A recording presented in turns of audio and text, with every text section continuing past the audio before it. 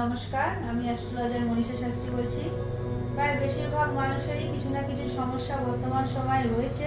কারোর অর্থের সমস্যা, কারোর শত্রু নিয়ে সমস্যা, কারোর সন্তান নিয়ে সমস্যা, কারোর আবার হচ্ছে নানানভাবে মানসিক শরীর নিয়ে সমস্যা, মানসিক সমস্যা, শরীরের সমস্যা, নানানভাবে মানুষ কিন্তু নানান দিক থেকে জর্জরিত। কেউ বা আবার ধরুন প্রেম করছে, সে প্রেমটা হঠাৎ করে দেখা গেল যে প্রেমটা নখ কেটে গেল, সেখানে হচ্ছে ধোঁকা পেলো, সেখান থেকেও কিন্তু নানাভাবে মানসিক অস্থিরতা একটা চলেই আসে।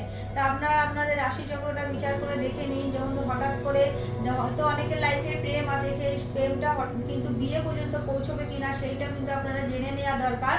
কারণ হচ্ছে যদি লগ্ন আর লগ্নপতি পঞ্চম আর পঞ্চমপতি খুব কাছাকাছি গ্রহগুলো অবস্থান করে এবং লগ্নপতি পঞ্চমপতি আর পঞ্চমপতি নক্ষত্রে লগ্নপতি থাকে, আর লগ্নপতির নক্ষত্রে যদি পঞ্চমপতি থাকে, সেইখানে কিন্তু অবশ্যই প্রেম আসবে।